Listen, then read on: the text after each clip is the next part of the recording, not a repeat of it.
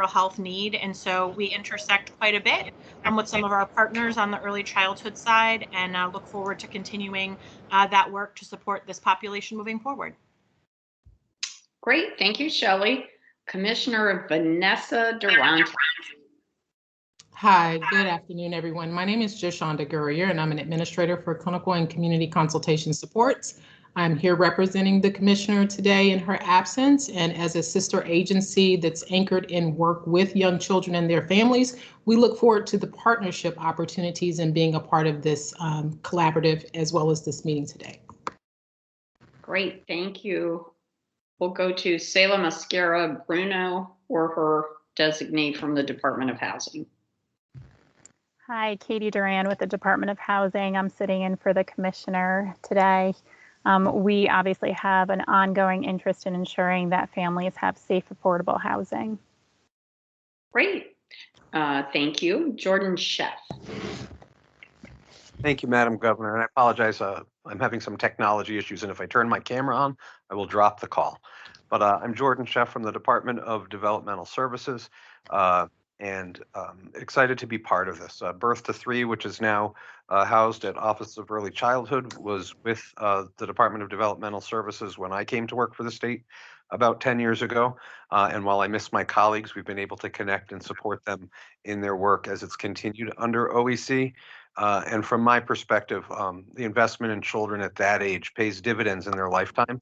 And the work that we do in the Office of Early Childhood benefits all those with intellectual disabilities as they grow into our system later. And so all we can do to support OEC in that investment, we are happy to partner and do. And thank you for the opportunity to participate today.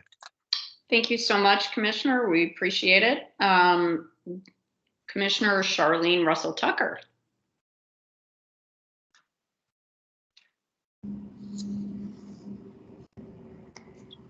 I believe Andrea Brunell is here for the State Department of Education. Okay. I am. Thank you. Thank you, Lieutenant Governor Bisowitz. My name is Andrea Brunell. I work for the Department of Education, and I am the 619 Part B coordinator, which is preschool special education. I'm really excited to be here. I've been involved in the cabinet as the coordinator for the cabinet when I used to work at the Office of Early Childhood. So this is especially exciting to me to see the cabinet be reinvigorated. Great, thank you, Andrea. Dr. Manisha Juthani, our Commissioner of the Department of Public Health. Hi, everybody. Commissioner of the Department of Public Health, very happy to be part of this group today. I'll just apologize in advance that I have another conflicting meeting, I think in the second half, but I will be here for the first half of the meeting. Great, thank you so much, Commissioner. Elena Trueworthy. Hello, everyone. Elena Trueworthy. I work at the Office of Early Childhood. I'm the governor's appointee as the director of the Head Start Collaboration Office, and my role is to work across all state agencies and to be working to make partnerships and collaboration in support of Head Start families and Head Start programs, and to really integrate Head Start as a part of the whole early childhood system here in Connecticut. So as you'll learn, the cabinet is a requirement of the Federal Head Start Act, and so really looking forward to this meeting. Thank you. Great, thank you, Elena. Stephen Hernandez. Hi, everybody. It's great to be here with you. Stephen Hernandez here, Executive Director of the Legislature's Nonpartisan Commission on Women, Children, and Seniors. Formerly the Commission on Children, which is where we began our collegial relationship. And we so appreciate you having us here. We are your policy partners in this work. Also, the legislative home, at least, of 2Gen and a partner with you, Commissioner, on that work as well. So just excited to be here and to be among such esteemed colleagues. Great, thank you. Julie Giacone.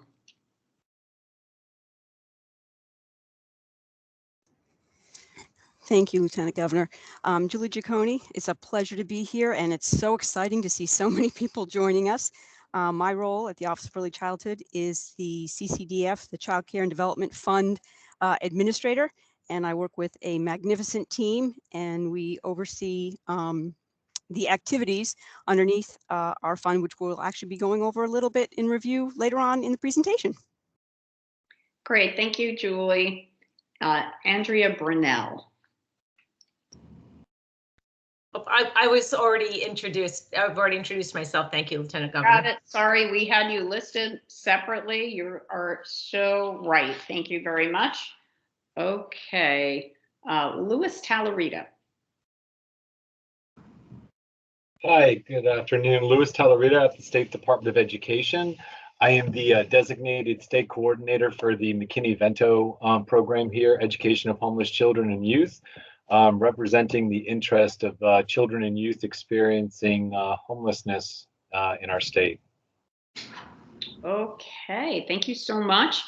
And I'm going to go to Marlene, and I'm sorry, but on my spreadsheet, your last name is cut off. So Marlene, Title I Coordinator, State Department of Education.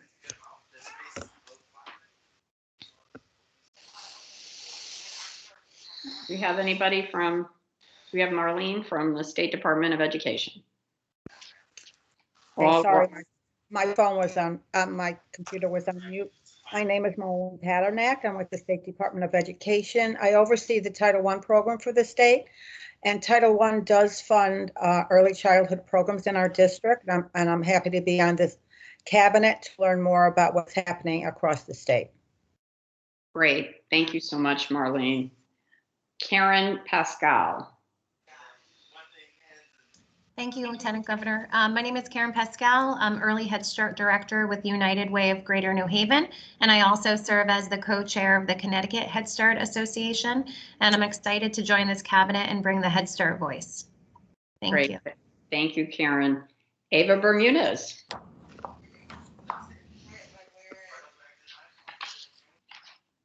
Hello there, Ava Bermudez Zimmerman, CSCA Child Care Coordinator, as well as the Child Care for Connecticut's Future Coalition co-chair. Happy to be here and hear so many voices that care about early ed. Thank you, Ava. Jennifer Dubison. Thank you, Lieutenant Governor. Jennifer Dubison, I'm the Senior Director for Government and Public Affairs for the Allego Group. And really honored and appreciative to being brought into this table and this cabinet, not only just to bring the voice of the Allego Group and really a strong commitment that we have to equitable access to high quality childcare and learning through play, which is probably not a surprise, but also to bring forth the perspective of the private sector and how we can really work to build partnerships with the state and the agencies to continue to advance early learning. So thanks for having us here. Great, thank you. Elliot Brenner. Hi, I'm Elliot Brenner, Executive Director of the Klingenstein Philanthropies, and we have a focus on improving the mental health and well-being of children, especially those from low-income families. And we may have in philanthropic investments in Connecticut, Maine, New York, and DC. And we're also members of the Early Childhood Funders Collaborative. So I'm very glad to be here. Thank you. Thank you for joining us, Elliot.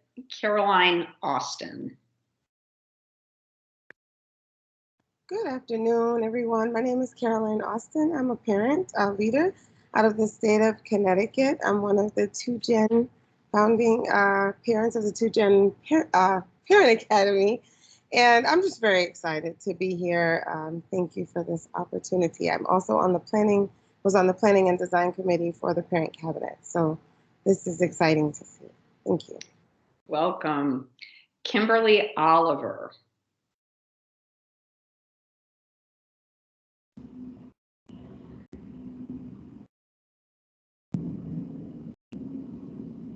Going once, Kimberly Oliver.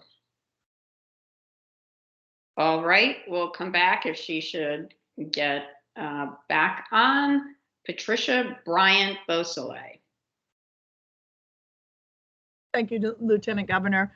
I'm Patricia Bryant Beausoleil. I am affiliated with the Putnam Public Schools. I run the Family Resource Center and the preschool program here in district. Thank you for having us. Absolutely. One of the many Beausoleils from the town of Putnam. There are a lot of us. Yes. Karen Rainville. Hi, everyone. I'm Karen Rainville, the Executive Director of the Connecticut Association for the Education of Young Children.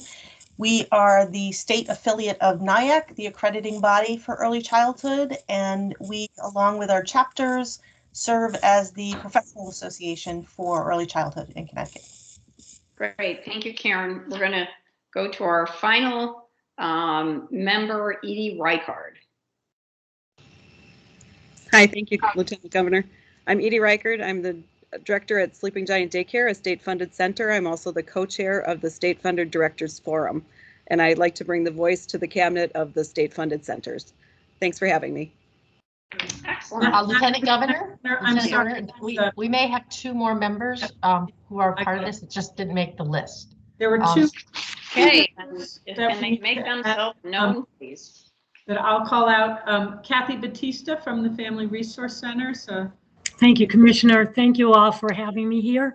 I'm the president of the Connecticut Family Resource Center Alliance, representing 57 family resource centers spread out statewide, and have been so happy lately to have been collaborating with the Office of Early Childhood.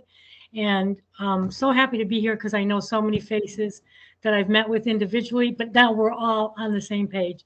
So, I mean, we're always on the same page, but we're in the same meeting. Thank you so much. Appreciate it.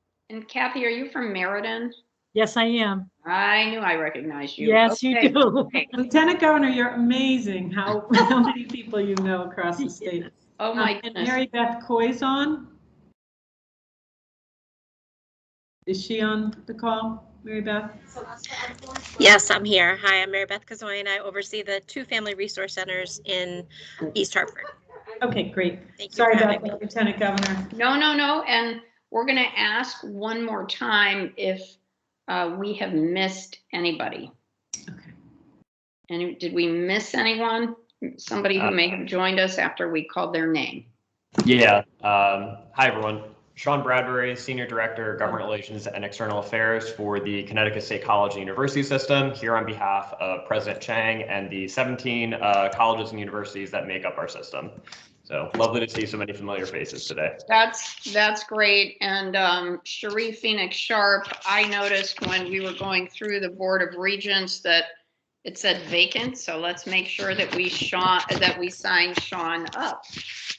Okay. Excellent. Hi, everybody. I'm Maureen Bergen from Waterbury Public Schools. I oversee 49 classrooms, and we're just recently become the proud participants in the Smart Start program. So thank you for including us. Okay, and can you tell me, are you an appointment of are you a legislative appointment? No, I'm a guest here, so. Oh, okay, great. Anybody else? Hi, Lieutenant. My name is Lori Borsowitz, and I'm with the Family Resource Center as well in Plymouth, but I also am with under the umbrella of Ed Advance in Litchfield. Thank you for having us. Okay, great. Well, I think we're cousins, but for like 3 letters. There you go. All right. Anybody else? Yes, hi, Lieutenant. This is Gloria Finn from Olarkin on behalf of Jasmine Iglesias, representing Olarkin. Thank you. Oh, excellent. Okay, great. Anybody else? All I think right. we covered the cabinet appointees, and we also, Lieutenant Governor, unbelievably have 75 people here. So we have a lot of observers and folks who are going to make important contributions to the cabinet through the public comment and other ways. So excellent, excellent. So if everybody who is on, has introduced themselves, Commissioner Bai, I'm going to give it over to you.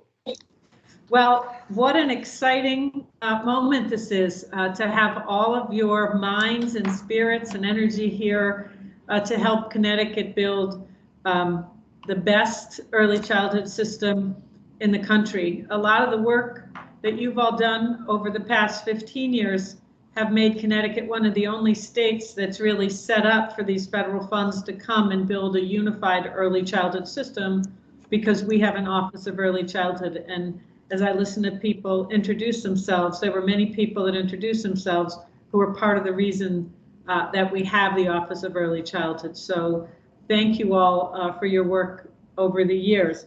I'm going to walk through the reason for the cabinet, and there are many reasons to have a cabinet. As I was preparing today, first of all, it started about cross-agency planning before we had an office, but it's still about cross-agency planning.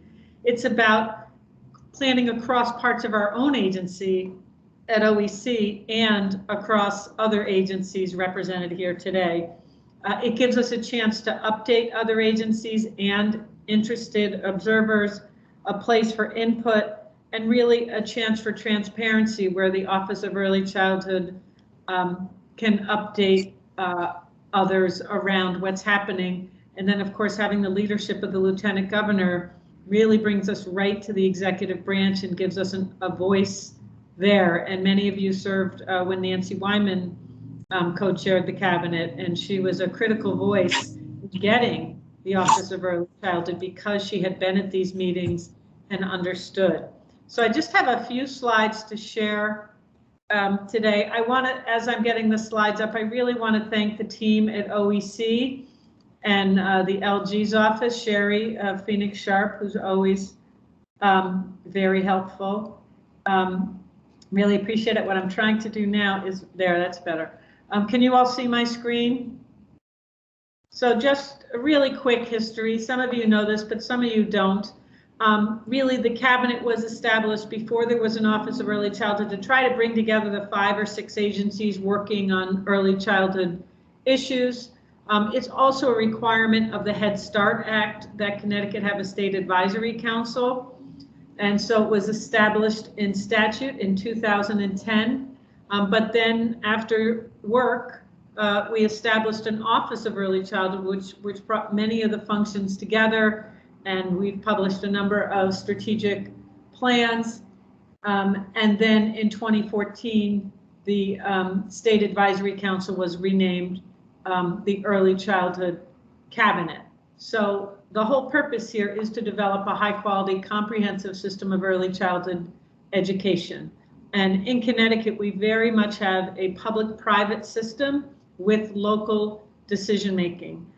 It's a unique structure, but an important structure. So, and then this slide, I'm not going to read through the whole thing for you. Many of you know what we do at the Office of Early Childhood, but for those of you that don't know all the pieces, I think of us in several ways. I think we provide family support services through birth to 3 and home visiting. We provide high quality childcare through quality improvement efforts, also by providing funding for spaces and providing vouchers for families through Care for Kids. And we regulate the system. That is, in Connecticut, we can be really proud that every licensed family childcare home, every licensed center gets 1 unannounced visit a year.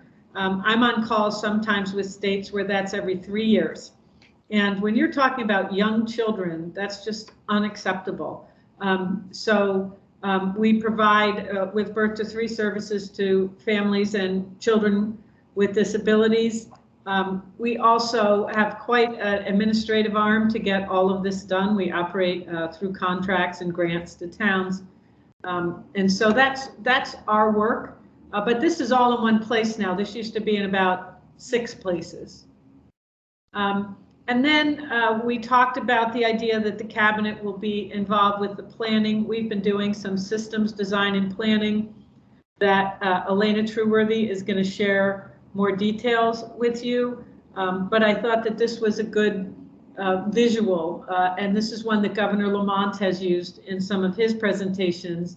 He really believes that we can strengthen and build high quality early care and education infrastructure. So these are the 6 pillars that have come from listening in the community, and it might be that after the cabinet meets a couple times, we either add a pillar or change the name of a pillar, but we really have developed these 6 pillars through listening to the community. So that's a very brief summary of the cabinet, but we're super excited to be here and really grateful for your participation. I think to have 75 people at our first meeting is unprecedented, and I'm super grateful to my fellow commissioners and the designees that they have sent today. Elena, I can move the slides for you if that's helpful. Would you like me to do that? I'm gonna hand it over to Elena Trueworthy now. Yes, please, Commissioner, if you could change Oh, this. you know, I do have, Elena, I'm sorry. Elena was hesitating because I have a couple more slides. This is just a summary of the Child Care and Development Block Grant Act. Again, a reason to have a cross-system body. And just another sort of summary of the Child Care Development Fund activities that fall in those 6 pillars that I just talked about. And then you can see how much annual funding we get through the Child Care and Development Fund to support these activities. We had to submit a CCDF plan, and many of you, probably a quarter of you, were at a meeting several months ago where we went over our CCDF plan in detail, and we are happy to send that out to cabinet members if they'd like the full report. But these are our primary focus areas in the next couple of years with our CCDF funding. And all of this, we believe, is going to change significantly if the Build Back Better plan passes. I think the whole system will look very different. The plan could provide childcare and preschool, an early learning system for 90% of families in the state would be funded. So it could change significantly. This is with that tiny appropriation you saw. That would be multiplied by about 100 if that bill passes. But these are the steps that we are taking right now with our CCDF plan. And these are our high-level goals. We are about to implement a quality improvement system. We have implemented a new background check system that is very bumpy right now. Trying to get all providers into a new system has been very challenging. We continue to plod through that. We have increased provider rates and we've increased quality incentives. We're getting ready to launch a quality improvement system.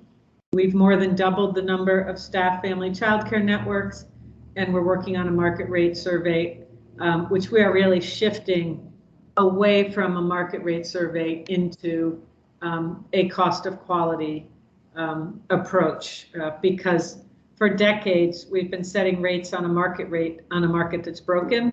And in Connecticut, we're going to be looking to set rates on what is the cost of high quality care. So this is the plan that we went over with some of you several months ago, but just I thought we'd do a really high level overview.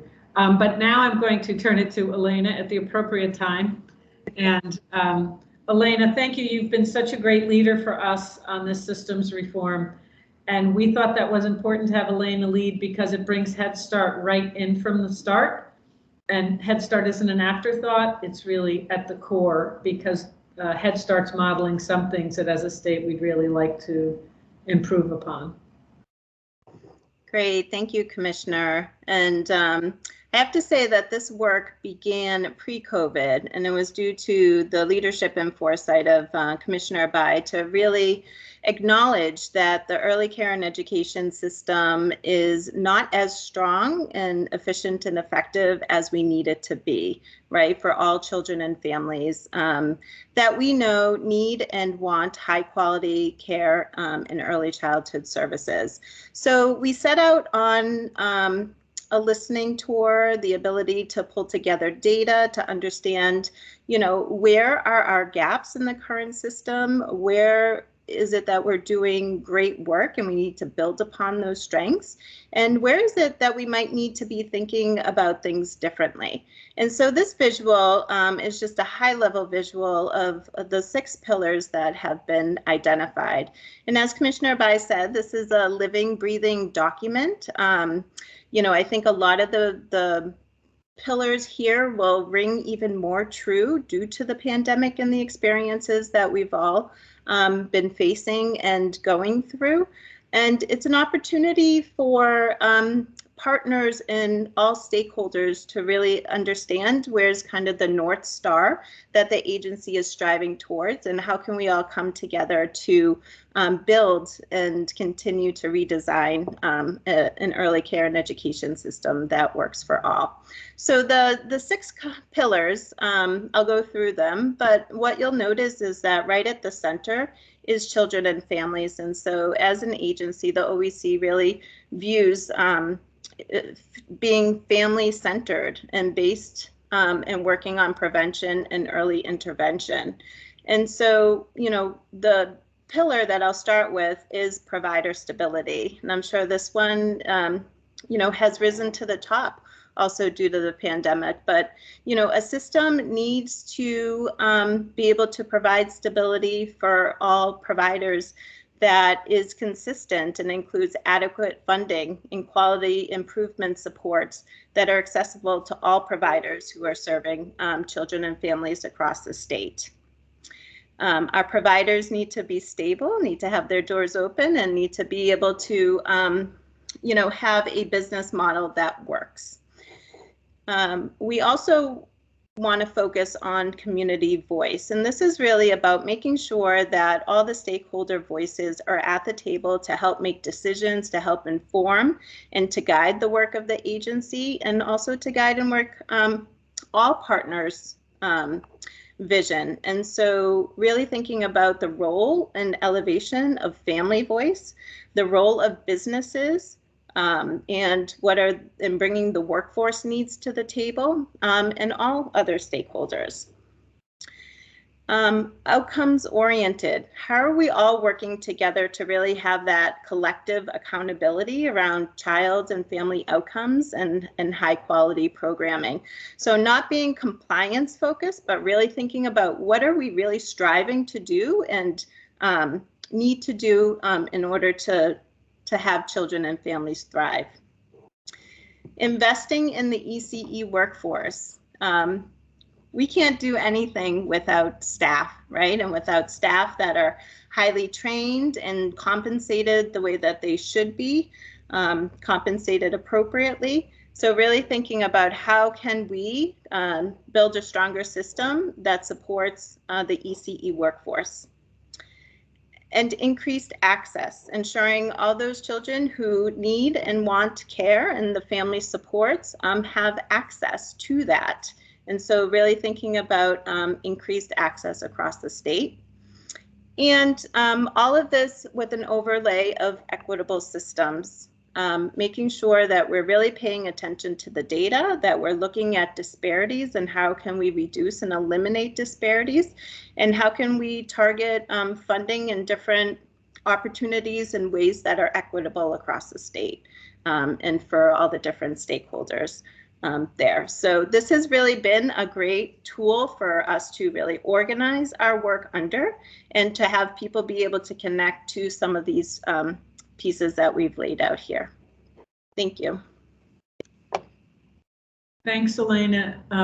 In my haste going over the CCDF goals, I skipped right over Julie Giacone. Julie, did you want to add anything to the goals in 2024 or highlight anything before we go on to the next item?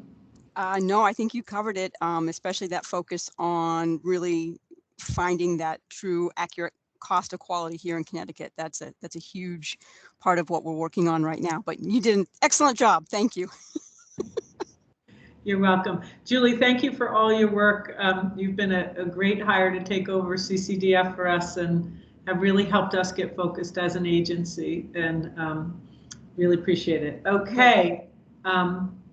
Next, I'm going to stop sharing my screen, and Cherie, or the Lieutenant Governor, one of you is going to share your screen, I believe. Yep, I'm working on it right now. Awesome. Lieutenant Governor, you are muted. Oh, you know that. Okay, sorry. There we go. Okay, got it. So Cherie's going to share her screen, and I am going to talk about what we are doing in this area. And I just want to say thank you, Beth, for your overview, and Elena as well. And in addition to what you see at the agency level, advancing early childhood education is also being pursued through the work of the Governor's Council on Women and Girls. Before, I shared a little bit about what we're hoping to accomplish. And so Commissioner Bai thought it would be helpful to share some background on what we're doing on the council, because a lot of the council's goals and mission is aligned with this commission. So the governor and I launched this council as one of the first things we did in January of 2019. The purpose of the council is to coordinate state responses to issues that impact women and girls and their families in our state. Right now, we're just one of a couple of states in the country. I know New York has a similar council. They're not as good as ours. And also, the Obama administration had a similar cabinet at the federal level. I firmly believe that the issues that women face are economic issues. And so this, I think, really became even more evident during the pandemic as we witnessed this disproportionate impact that COVID-19 had on women, particularly women of color. I like to say, and others have said, we were in a she session and we're still kind of in it and coming out of it. So we know that challenges with childcare was one of the big causes of this disproportionate impact. Our council is made up of heads of all of our state agencies, representatives from our constitutional offices, and representatives from the 4 major legislative caucuses. The council also has support from a volunteer steering committee made up of community organizations, as well as a corporate leadership circle comprised of some of our state's largest employers in the private sector.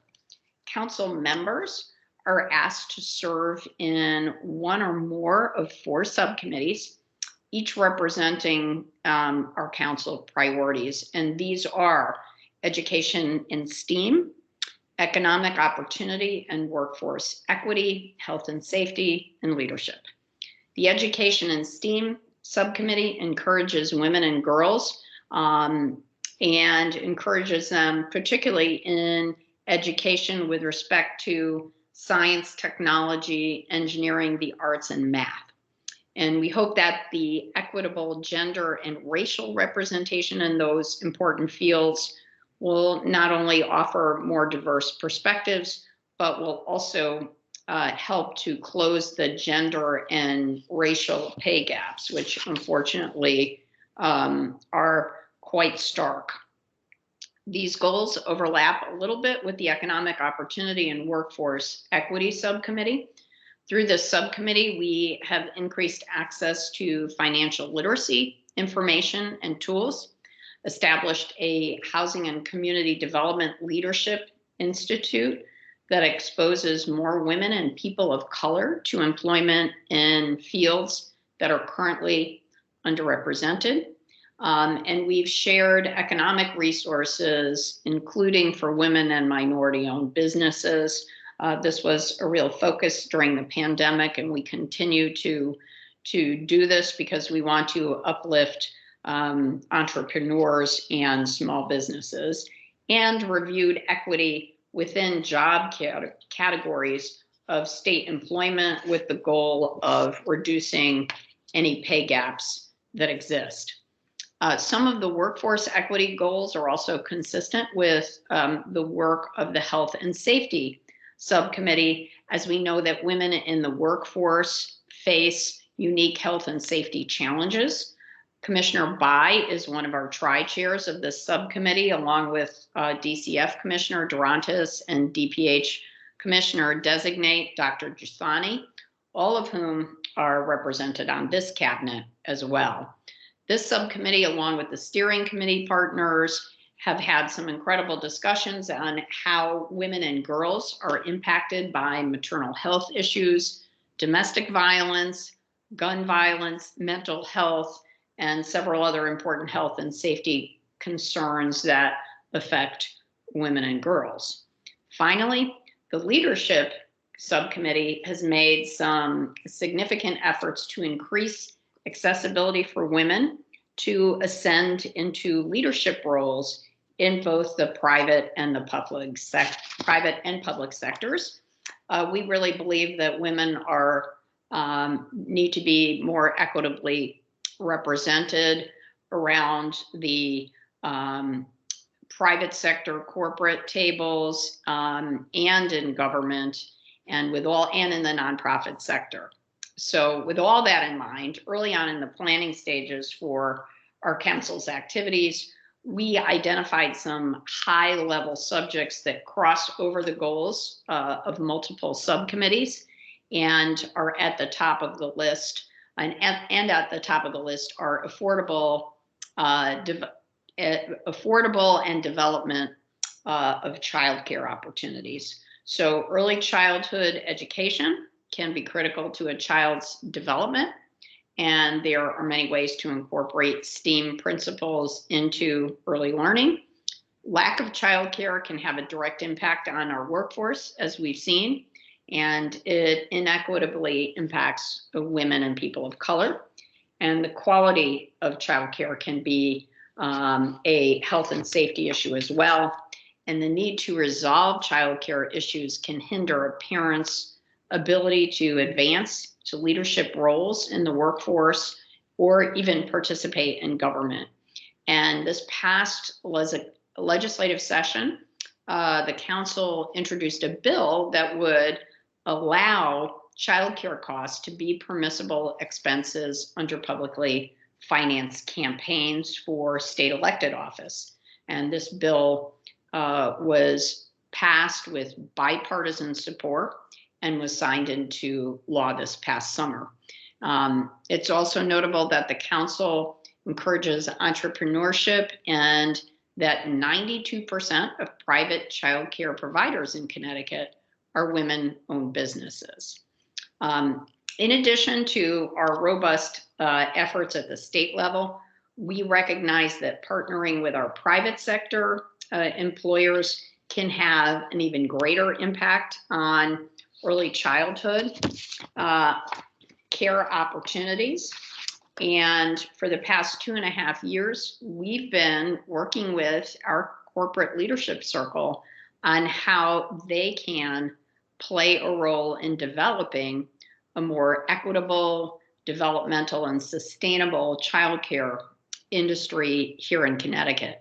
The governor and I first introduced our interest in this area to the circle in July of 2019. And that December, Lego Systems, represented by Jennifer Dubison, who you heard from before, hosted a further discussion at their facility in Enfield.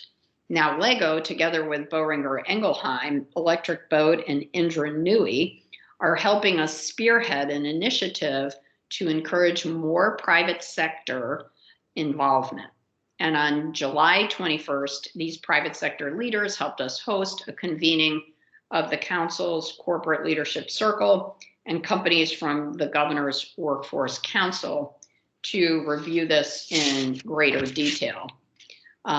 During the convening, Commissioner Bai shared what we are doing here at the state level to address childcare and education. We also had presentations from Lego and Electric Boat, who offered an overview of some of their contributions in this area and shared why it's beneficial for companies to be more actively involved in creating early childhood education opportunities for our young people. There was also a video presentation from Tom Weber, who is the executive director for the Massachusetts Business Coalition for Early Childhood Education, who updated us on some of the collaborative private sector efforts in our neighboring state of Massachusetts.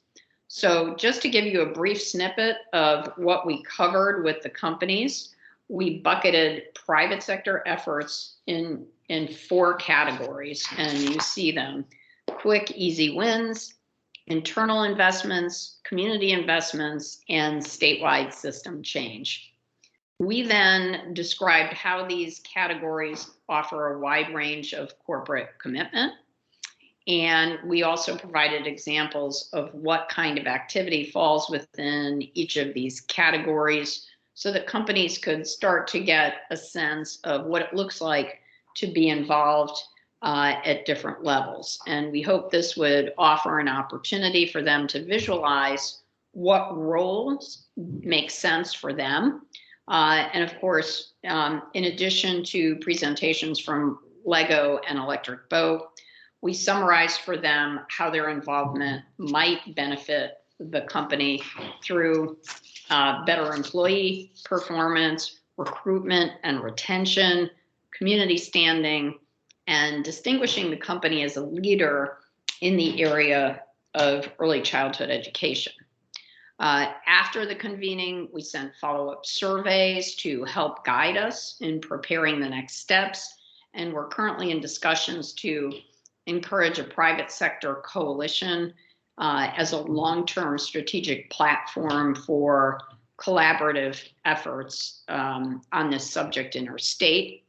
This is a very quick summary of what our council is working on at COAG, and we are certainly looking forward to further discussions, and we'll let you know how those discussions that we have with the private sector evolve.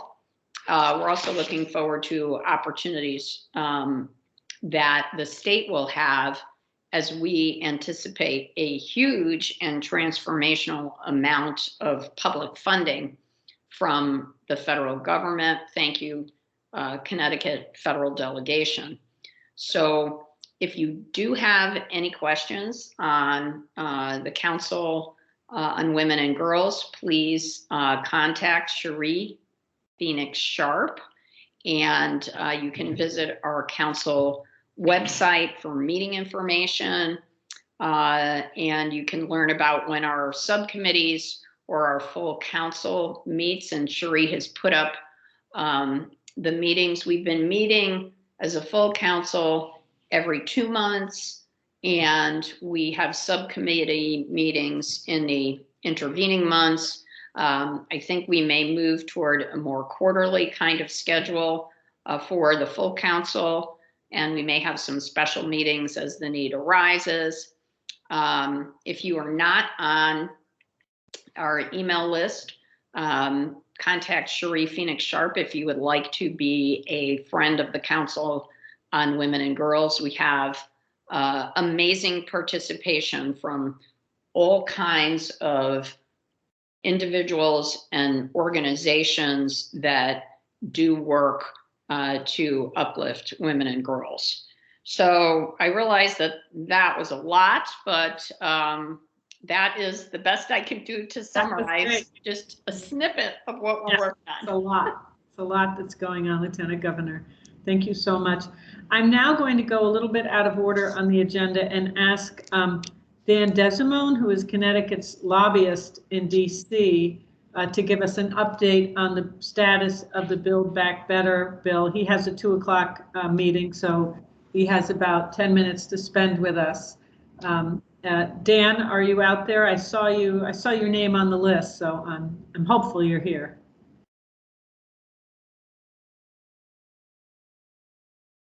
His name was on the list, huh? Okay, well, here's what I'll do.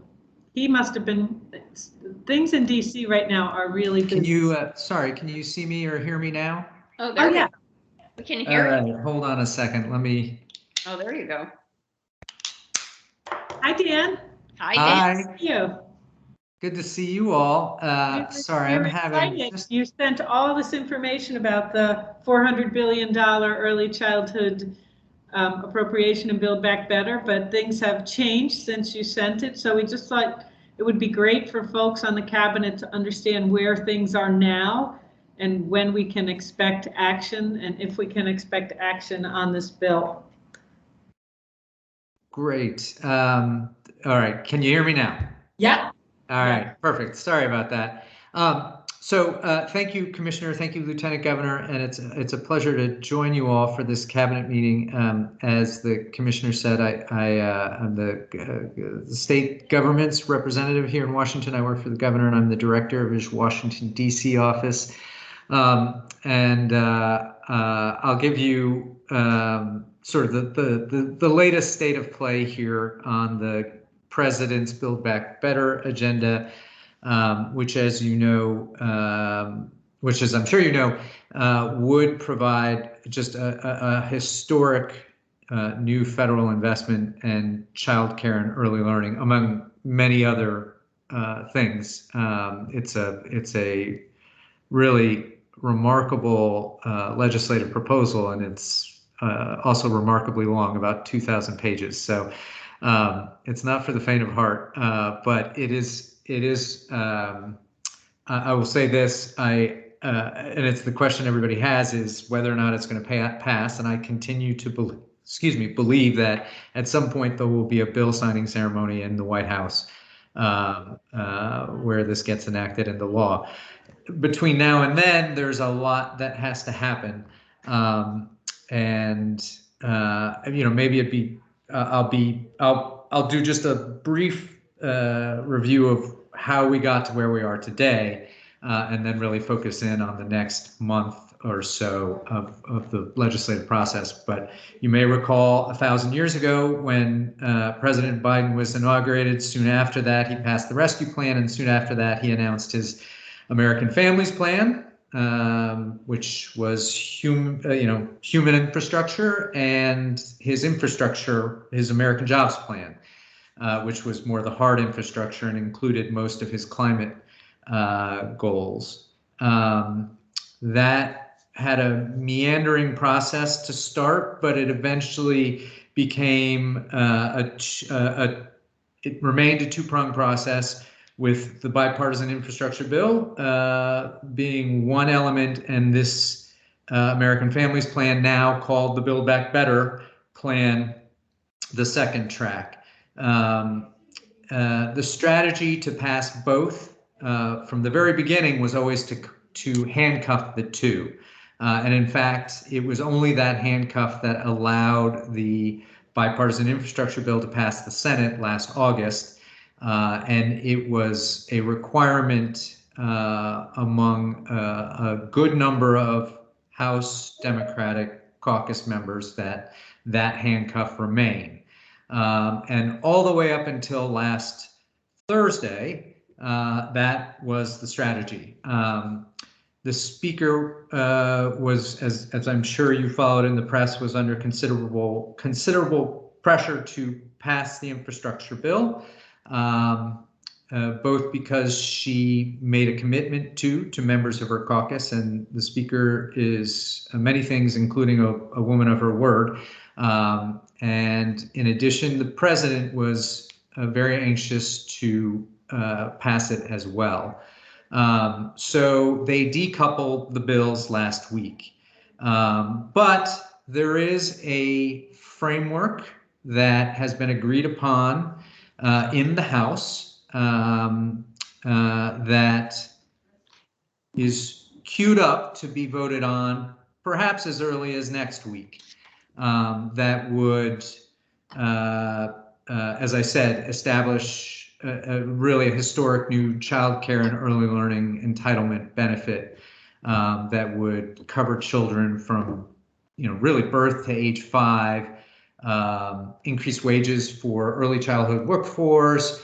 It would provide funding to enhance the quality and supply of childcare, and that would include the enhancement of facilities. It's a $400 billion package within the broader Build Back Better agenda, and it would, it's universal pre-K for, 3 and 4-year-olds, and would significantly reduce the childcare costs for families earning up to, I think it's $300,000. So, as I said, they've decoupled the bills. The right now, they are supposed to vote on the bill in the House next week. The potential hiccup there is that there are members of the House Democratic Caucus who are insisting on a fiscal review of the bill from the Congressional Budget Office. And yesterday, the Congressional Budget Office indicated that they would not complete their review by next week, that some elements would be scored, but not all of them. And we don't know, and it's a question I know the Speaker is having directly with her members, whether or not that will satisfy their insistence that they have that score. For the sake of argument, let's assume that they allow the bill to pass. The House recognizes that what they're passing isn't going to be the same as what the Senate eventually passes. And again, I believe that we will have a bill signing ceremony, so the Senate at some point will pass it. That said, it has to go through a more intense process to ensure that it meets the rules that provide it the procedural protections to avoid a Senate filibuster. This is the reconciliation process. And so the Senate parliamentarian will scrub the bill to ensure that there are no violations of those rules, and anything that does violate it will have to be removed. So there are some provisions that were included in what the House intends to vote on that will likely be stripped out. And the House recognizes that, but it's it's not assured that it'll get stripped out, so they want to preserve that opportunity to enact it. I'm speaking specifically about some immigration provisions. But that said, the child care and the pre-K provisions, I am very confident will survive that parliamentary scrub of the bill. So I wouldn't be concerned about that. That said, the Senate process is a slow process. So any hope that this will get done that the Build Back Better agenda, the bill will get done in the next couple of weeks is just it's not realistic at all. The Senate process is very cumbersome.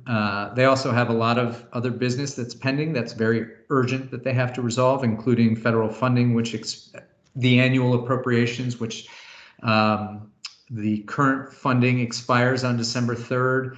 They also have a defense authorization bill that the Congress has never failed to reauthorize ever since they established the authorization some 55 years ago.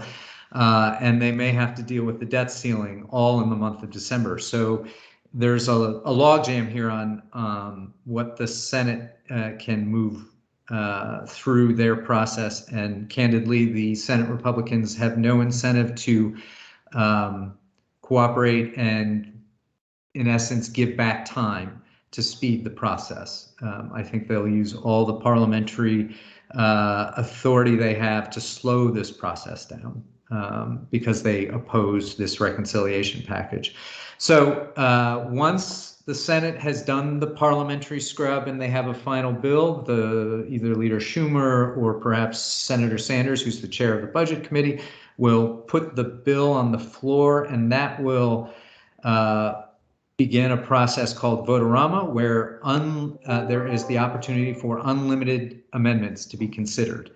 And I mean unlimited. It really can go on for as long as members wish to keep offering amendments. This is the same thing that the Affordable Care Act went through when it was enacted in 2010. And so this process could take weeks, depending.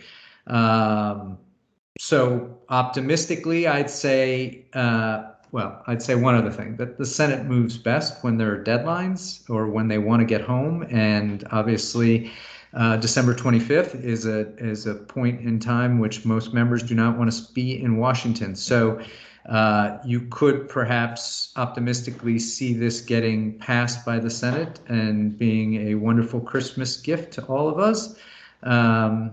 but it could very well bleed into January. And as a reminder, I mentioned the Affordable Care Act. That has followed that was a very similar process. It got started around the same time at the start of the Obama administration, and it went all the way into March of 2010 before it was enacted into law. So getting this done by January would be an improvement on that record. So the timing is uncertain, but again, I remain very confident that this is going to get across the finish line. And while the bill will change, I remain entirely confident that the child care and early learning elements of it will be preserved. It was the foundation of the entire Families Plan to begin with. It is the most popular of the many provisions that are in it. It won't run into any parliamentary problems. And I'd be even surprised if they do have to reduce the cost. I would be surprised if it took much of a haircut, if any haircut at all. So again, that would mean $400 billion in new federal funding to support all the efforts of this early childhood cabinet and Commissioner Bai and the work of her department and Lieutenant Governor Bisewitz and the commission's work. It's really when this gets done, it will be a transformative new level of assistance from the federal government to support these efforts. Commissioner, I'll pause there. I can stay on for a couple more minutes if there are any questions. Or you sort of answered my question, which was I was surprised when it got cut back from 3 trillion to 1.8 trillion. The child care was pretty much intact. So you expect it to stay intact, it sounds like. I do. It's among the House. Again, this is going to be passed only by Democrats, and this doesn't run into a lot of the problems that some of the other provisions do. Like, the climate change provisions are challenging to senators from natural resource states. Every senator has represents a state where this is a vital need. So I think the other thing important to many people on this call, which I feel like I have clarity on, but I want you to clarify, is that it came out, both are going to the Administration for Children and Families, Universal Preschool, and the child care provision. And really, the Universal Preschool seemed to be a holdover from Obama, and there was a lot of pressure from early childhood advocates to put them together. Because of concerns about not paying attention to the whole system, because the whole system relies on 3- and 4-year-olds. So I think it's good for providers on the call to understand. And Dan, I just want you to reiterate that the idea is for states to build comprehensive early learning systems, not to have this separate universal preschool and universal childcare. And the longer the bill was there, the more they were joined, and the final package really seemed to have them more together than ever. But I just want to make sure that's your impression. Yeah, no, that's correct, Commissioner. I think the sort of in the press, it seems like these are just that this Build Back Better agenda is just every wish list that ever could be dreamed up by Democrats, and that there's no sort of unifying theme to it. That's really not the case. This wasn't thrown together without strategy, and it's the administration's view. The view that you characterized, Commissioners, is accurate. They want this to be a unified effort. Yeah, and we really have a head start in Connecticut because of the work of folks on this cabinet who helped make Office of Early Childhood. In other states, these two things can be in 3 or 4 or 5 agencies.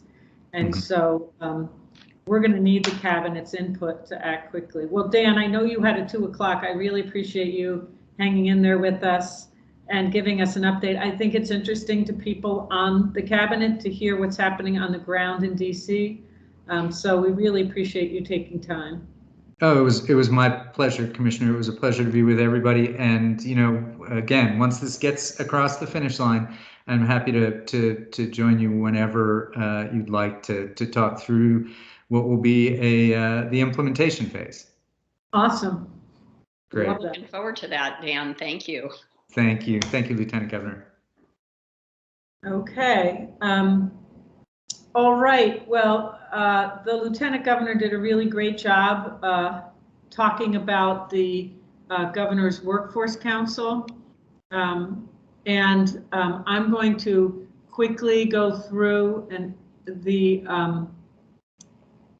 she talked through the Council on Women and Girls. I'm going to quickly go through the Governor's Workforce Council work, which really intersects with the Council on Women and Girls in some of our approaches, particularly the approach to work closely with businesses. So I just wanted to sort of, for you all, some of you don't live in this early childhood world, show you some slides that we presented to the business community and in community meetings and with the governor to make the case for a comprehensive, high quality early learning system, the benefits to children, the benefits to the economy, and the benefits to gender and racial equity. There's some stats on here that just stand out. So they're just breathtaking, that 94% of parents of color cannot afford high quality infant toddler care. Think about those first 3 years of life and that the child's brain. And we know that the vast, vast majority of families in Connecticut, I think of all families, it's 80%, but then it gets even worse in terms of equity for families of color. We know those early years are so important. We also know that early childhood businesses are mostly run by women, and that's where this Build Back Better, paying the full cost of quality. These women have been subsidizing the system with low wages. We also have some work to do to make sure that when the funds come and the teacher requirements change, that we can make sure we can hold on to the current workforce and help advance them and support them and come up with grandfathering and supports to make sure we don't lose these women who have put in so many years of effort. So there's going to be a lot to do.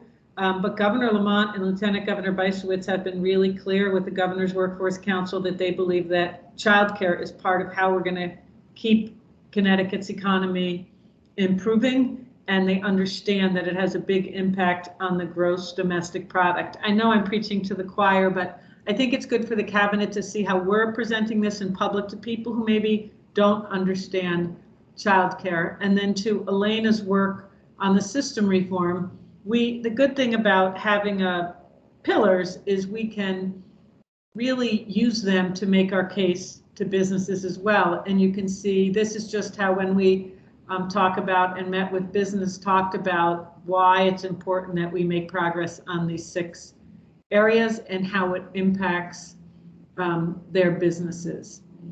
And then talking about how we're using the new federal funds. So, you know, our whole office's budget is like $250 million, and we've gotten more than $300 million in a year and a half. So how do we use those funds to move us forward, not just to plug a hole? And so we've been able to do things like increase access to families, and we'll really be able to see what happens when parents can access childcare when they're in workforce training, for example. That was really important to the governor and lieutenant governor. And then we were able to distribute funds in an equitable way and really test out using a metric like the Social Vulnerability Index, so that as we move forward, how are we going to make sure that when these federal funds come, that they're distributed equitably and to communities with the highest needs. We've been able to stabilize providers temporarily, but they still continue to struggle. But again, in ways that we're testing out how we can help. We've made some investments in the workforce. We still have a lot more work to do here, but this just shows you how we looked at our federal funds and looked at how are we meeting our goals of system reform, and we could talk to business about that and they could see how we're leveraging federal dollars. We also spend some time with parents, and there is a link on the Center for American Progress where any of you can look at this. But when you look at a map of Connecticut and you see where there's a scarcity of childcare, which are the orange sections, that's cause for concern, and also helps us target when we get the federal funds. Dan is optimistic, so I'll be optimistic. How do we make sure we hit the places with scarcity? But if there's scarcity, there's likely to be a lack of facilities. There's going to have to be collaboration with public schools. Patty's here from Putnam. Like in a town like Putnam, the public schools are a key player. In a city like New Haven, it's really a mixed model because of what exists. So we've got to think about how can we use local circumstances to address these areas where there's a real lack of childcare and preschool access for families. But we could talk about this with businesses to say, look, there are parts of the state where your employees are going to have trouble accessing childcare. And then, as the Lieutenant Governor mentioned, we also had a business convening, and we have a number of large businesses in Connecticut who've stepped up and said, we really want to be a part. And I want to personally thank Jen from Lego, because Lego has been pushing me and pushing all of us to say, come on, we want to be at the table. We want to help. Nothing moves as fast as we'd like. But your leadership has really helped us bring businesses to the table, because the governor and lieutenant governor both really believe that businesses are part of the solution too. There's government has a role and businesses have a role, and how can we work together to help each other? And Dan just talked about that. So I'm gonna end my slideshow there. Why don't we stop for a minute before we go to the preschool development grant to see if there are any questions that people have, either for Julie about the CCDF plan, for the Lieutenant Governor about her presentation, for me, just to have feedback. And I'll look in the chat to see if Christy Balka. Christy, I'm glad you weighed in on the chat, because you have to know that in Connecticut, family childcare is definitely part of our planning. I think it distinguishes us from other states, the collaboration with family childcare through staff networks like yours, like at All Our Kin, and also with SEIU as partners. It's been super, and the family resource centers across the state stepped up to really help us when we wanted to expand quickly.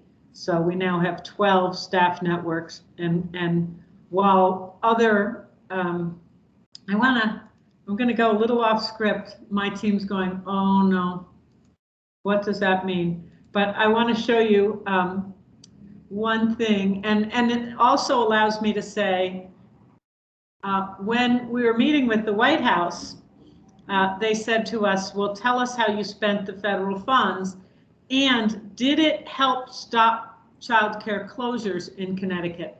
This is just a high-level overview of how we spent the funds. But what I'm really going at is this. So this is something I want to share with you. And thanks to Rachel Leventhal-Weiner in my office that put this together in short order. We met with the White House before the president came. They wanted to know everything about what happened with the stimulus, what was happening with childcare in Connecticut. And then after we met with them, they said, well, could you tell us, did the stabilization funds help stop programs from closing? So I said we could look at licensed capacity before the stabilization, during the pandemic, and after, and see what happened. And what you're looking at here is what was projected to happen without federal funds, without dollars to help childcare. This is based on the NAEYC survey of programs in Connecticut, and the Center for American Progress's estimate based on that survey. Both were statistically significant, right, Karen? They were serious surveys. It was estimated, and you'll hear the Lieutenant Governor say this when she speaks in front of groups, that Connecticut would lose 48% of their licensed capacity. So this is what was anticipated without help. But because of the staff family childcare networks, the work that went on with the grants to programs, this is what happened in Connecticut. So these are actual numbers about licensed capacity. And, you know, Andrea, I'm looking at you because this doesn't include the public school sites because those were a little harder to quantify. So we just used our licensed capacity.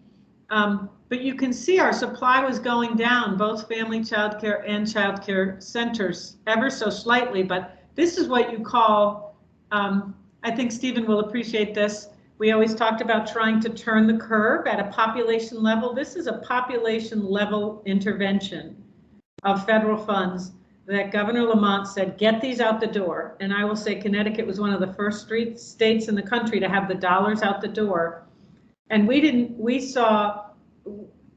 doing even better than we did before the pandemic, which is just unbelievable to me. And I'll now stop this, but I just thought it was a chance to show you what the projections were and what happened. And this is why during a crisis, we do need the federal government to intervene. And we've learned some things from this. So I'll stop sharing my screen now. Commissioner, I have a question, Sure. and I realize that I should have asked Dan DeSimone this while we had him, but it occurred to me after he left. So how much is Connecticut slated to get from the $400 billion? Really good question. The way I do it in my head is I say we're like 0.9%. So for quick math, I say we're about 1% of the total funding. So if it was over 10 years, which was originally supposed to be, that would have been $400 million a year. But now it's down to 6 years, I think. So, you know, you're hovering around $600 million, $600 million a year for Connecticut. Now, to serve every family that needed it with childcare, we once did an estimate that it's more than $1 billion. So, but these are unbelievable numbers for Connecticut. This would mean it's like what we're getting from Build Back Better, from the American Rescue Plan, doubled, and every year for 6 years. So one of the reasons providers couldn't give raises, they might have given bonuses or healthcare, and some of them gave raises, but is because the funding wasn't consistent. And when we met with both the president and vice president, we said you can't help the workers until they know the money's there for the long run. They can't give everyone a raise for one-time money. And so it's at least $500 million a year for Connecticut. Yeah, Andrea, you have a question. Yeah, I think I just wanted to plant a seed, actually. So fingers crossed, Build Back Better gets passed and we get all of these funds and we build this this system across systems in our state. I just want to make sure that we make sure to have the conversation about those preschoolers who have IEPs, that the districts are required to provide those services. I don't want to see them end up in a hole where they have to make choices between special ed and childcare like they do right now. So I think this could be a big opportunity. I agree, Andrea. I think there's a big opportunity there. And I also think there's some opportunities to think out of the box with birth to 3. We've done that with you at SDE, and we've been able to extend through the summer. How do you get to make sure that families of children with special need and children with special needs have the same options for childcare and preschool that other families do, and that they're not spending half their day on a bus between programs. So we are very much aligned there. And it's notable that SDE has 3 appointments on this cabinet. I think the links with SDE on this Build Back Better plan have to be super tight. Okay. Well, it's a really good closing to talk about the preschool development grant, because Connecticut was lucky to be one of, Lorna, you'll tell me how many states, but a state that has received funding to do system building, which is how Elena has been able to lead some of the systems reform work with consultants through the preschool development grant. We're in our 3rd year, I believe now. There was a year before the current 3-year grant. And we've been so lucky to have Lorna Thomas Farquharson lead this work for us. She she is going to just give an overview to the cabinet so you all understand what the preschool development grant is. Lorna? Thank you so much, Commissioner Bai. And first of all, our greetings to Lieutenant Governor Bysewicz, Commissioner Bai certainly so, and all of you who are early childhood cabinet members and affiliates. It's an honor to be here and certainly to see how widespread the village is. And you're going to hear me make reference to the village in a few moments. But first off, let me share the screen just to give a summary, as Commissioner alluded to, of the preschool development grant. And can everyone see the screen? Yep. Okay, all right. Well, as made reference to, we are now in our third phase of the preschool development grant. So just to give a little summary of then until now. The Preschool Development Legacy Grant first began in 2015, and this was a 4-year competitive grant, and the purpose for this was to improve the quality of early learning and development programs for children from birth through age 5. From there, we progressed to the Preschool Development Birth to 5 grant in 2018. And the focus of this grant was to improve states' early childhood systems by building upon existing federal, state, and local early care and learning investments. Systems, want to certainly hone in on that word right there, because we certainly have heard that quite a bit so far this afternoon. And from there, we progressed to where we currently are with the Preschool Development Birth to 5 Renewal Grant. And internally, we often refer to this as PDG3. This is the full term of it. And the purpose of PDG3, where we are, is really to build upon the work that was initially done with the Preschool Development Birth to 5 grant, systems building. But not just systems building, really focusing on how can we even reach out to those families and those providers who may have been difficult to connect with before. And in doing so, a crucial point or piece of the Preschool Development Grant is family engagement, is uplifting the parent voice, is certainly wanting to hear from them and have them to be a part of the plans moving forward. And so from that, we often will recognize how it takes a village to raise a child. We know that's an African proverb, and that is something that we practice. And seeing all of you here today certainly gives evidence to that, because each and every one of you in some shape, form, or capacity is a very important member of the village. And we know that PDG connection is interconnected. We cannot do this work alone. We have many partners that help us to uplift the work of PDG. And you can see them listed here, whether it be a partner or whether it be an initiative.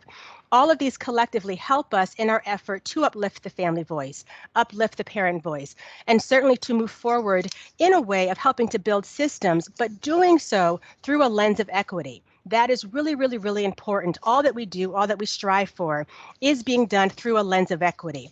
In one of the previous slides that was shared, we saw a reference made to a strong system benefits our children and the economy and promotes equity. And that is what we are striving to do. And so we see many different partners that are listed here today. However, I want to highlight one particular partner, that is our Sparkler team.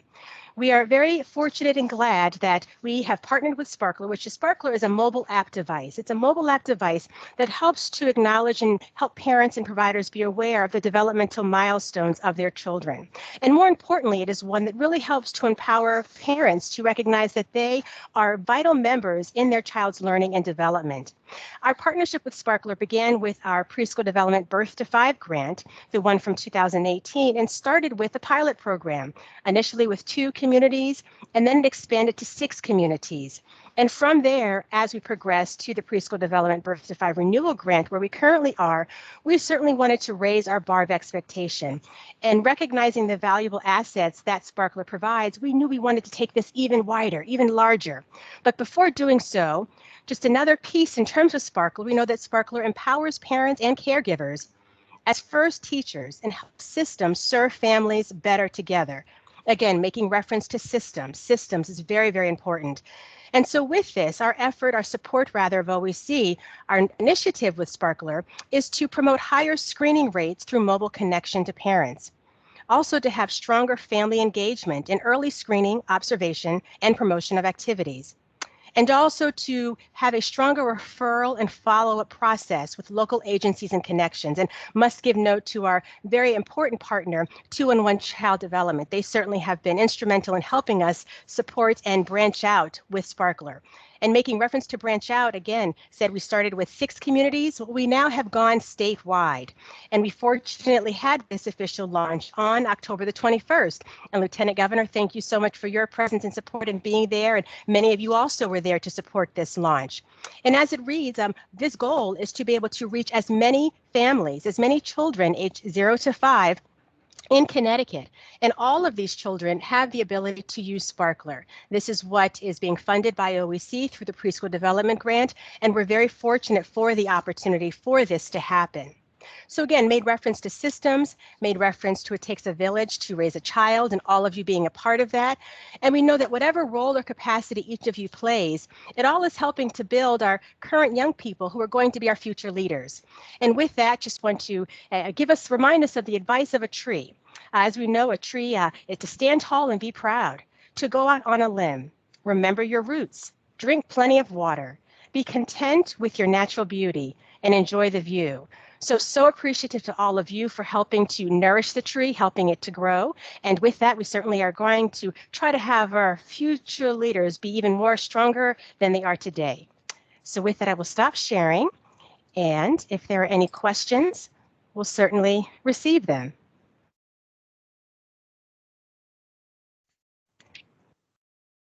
Thank you, Lorna. Really appreciate that overview. It can just see how there are multiple pieces building a system. Well, just want to check in to see if there are any more questions. I'm really grateful Meryl Gay and Christy Balka have put information in the chat about the funding that's more accurate than my words at this point.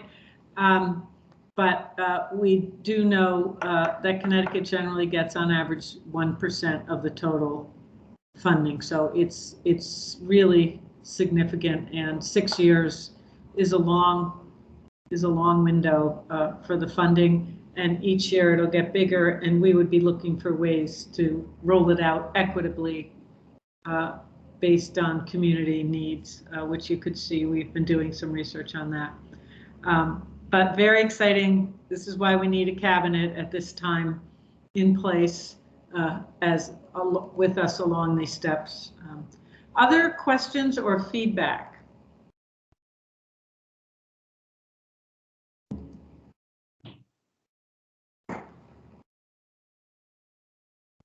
Well, look at us, Lieutenant Governor. I think we're going to finish half an hour early, though I think an hour and a half is about people's limit. Yeah, no, this was really terrific. Our presenters were fabulous.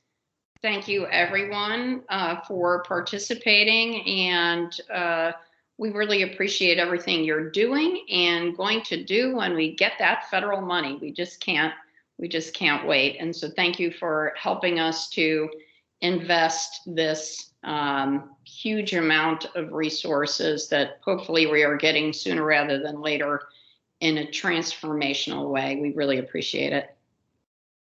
Okay, have a good afternoon, everyone. Thanks, everybody. Thank you. Bye. Thank you. Thank you. Thank you.